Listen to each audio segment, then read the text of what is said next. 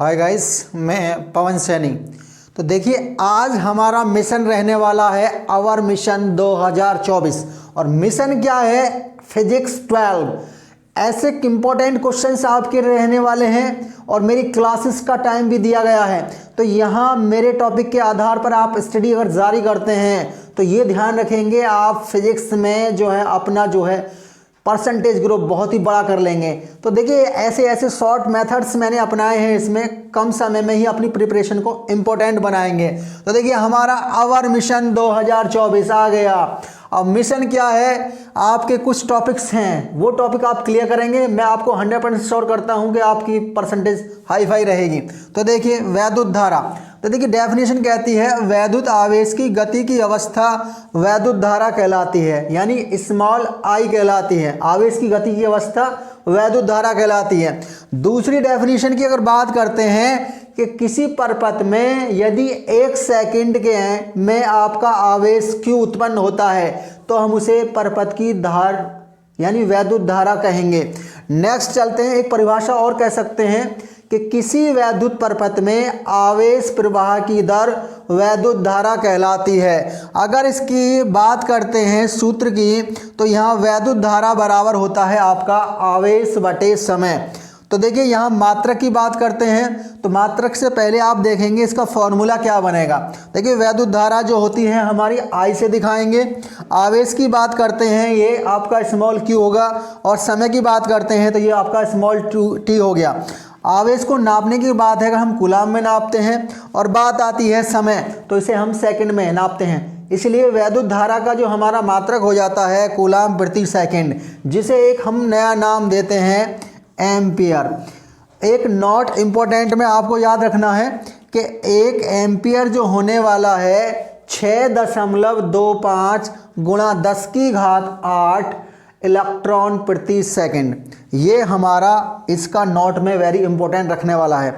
चलिए, अगला टॉपिक्स जो मेरा है किरचॉफ के नियम। ये भी बहुत इंपॉर्टेंट क्वेश्चंस हैं और आता ही आता है। तो देखिए, यहाँ 2 इसके नियम हैं।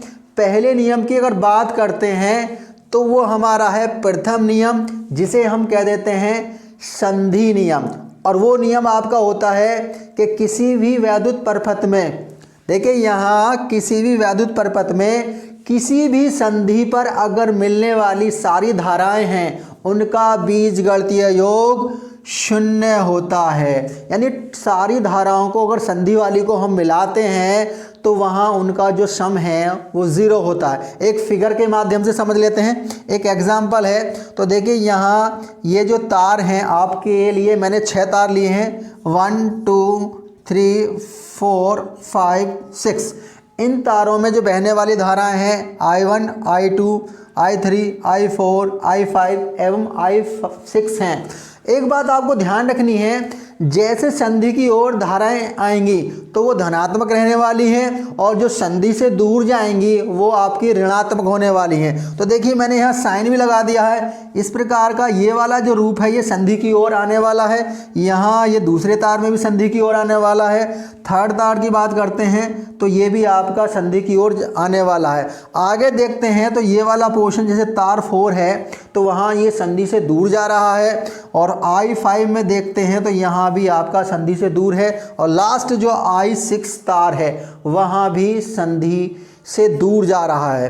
तो यहाँ कुछ नहीं लिखना, आप लिखेंगे कि चित्र में जो आपके 6 तार 1 2 3 4 5 6 हैं और ये संधि ऊपर मिलते हैं, तो इनके में जो बहने वाली धाराएं I1 I2 I3 I4 I5 एवं I6 हैं। अब किरचॉफ का पहला नियम लगाते हैं। मैंने बताया था सभी धाराओं का बीजगणितीय योग 0 होने वाला है। तो देखिए, यहाँ ध्यान रखना, जो संधि की ओर होंगी वो प्लस में होंगी और संधि की ओर जो दूर हैं वो ऋणात्मक होंगे। देखिए, तो देखिए आपकी I1 I2 I3 ये तो संधि की ओर आ रही हैं, तो ये तीनों जो हैं प्लस में हैं, जबकि I4 I5 I6 ये संधि से दूर हैं, तो ये तीनों हमारे ऋणात्मक हैं। अब इन ऋणात्मक को हम जब पक्षांतर में ले जाते हैं तो ये प्लस की हो जाती हैं।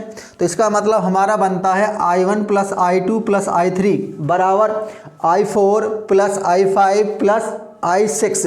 अगर बात करते हैं हम द्वितीय नियम की, जिसे हम बोलते हैं बंद पास नियम, तो देखिए द्वितीय नियम क्या है कि किसी जो परपथ के प्रत्येक बंदपास के विभिन्न खंडों में बहने वाली धाराओं एवं उनके जो संगत प्रतिरोध हैं उनका गुणनफल उस पास पर लगने वाले विद्युत वाहक बल के बीजगणितीय योग के बराबर होता है। यानी बीजगणितीय योग जो होगा इसमें दो बात आई, पहला था आपका धारा और उसके बाद में प्रतिरोध का गुणनफल और उसका भी बीजगणितीय योग, यानी इसका मतलब सिग्मा आई आर। दूसरा था कि उस पास पर लगने वाले विद्युत वाहक बल यानी कैपिटल ई, उसका भी बीजगणितीय योग, तो ये हुआ आपका सिग्मा ई। तो दोनों आपस में बराबर होते हैं। तो देखिए यहाँ जो दोनों नियम मैंने बताए हैं, फर्स्ट नियम आपको क्लियर कर दिया है, जो सेकंड नियम है डायग्राम का वो मेरी नेक्स्ट वीडियो में आएगा। और आशा करता हूँ देखिए आपको मेरी वीडियो अच्छी लगी है तो लाइक कमेंट शेयर जरूर करेंगे। धन्यवाद।